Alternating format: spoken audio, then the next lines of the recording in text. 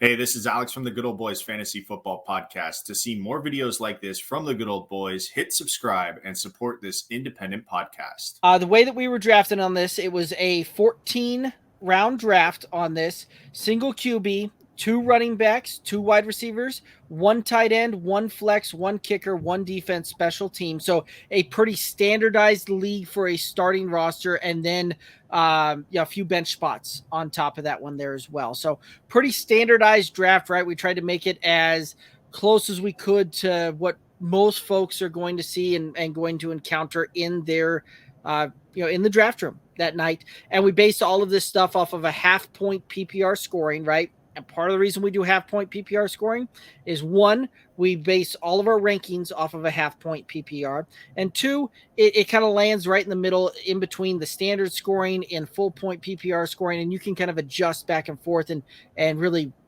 see how some of that would shift and look and work based on your league there. But this will give you kind of the middle ground, and you can adjust as you need if you're a full PPR or a standard scoring league there. This is probably the draft. I don't know that I loved this draft for me as much once we got into it. And I'll get into that here in a little bit.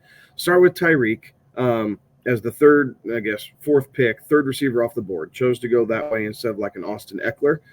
Again, in the second, followed that up with Tony Pollard. And then the third got Calvin Ridley, right? So I clearly like that 2-3 Pollard-Ridley kind of combination there. I think that works. Justin Fields in the fourth, I probably reached a little bit. I could have gone some different directions. I was probably around early from doing that. And I think that was kind of a start of interesting decisions. Miles Sanders, again, to back up Tony Pollard, again, right there at the 5th. So same type of range. Another James Cook pick there at the beginning of the 7th. With Darren Waller smashed there in the middle. And then Gabe Davis, Cortland Sutton, Jerick McKinnon. In retrospect, I don't know that I would take that Jerick McKinnon pick again. I was looking for some sort of balance in the running back room, and I think I reached on that pick slightly. I should have been more patient with it.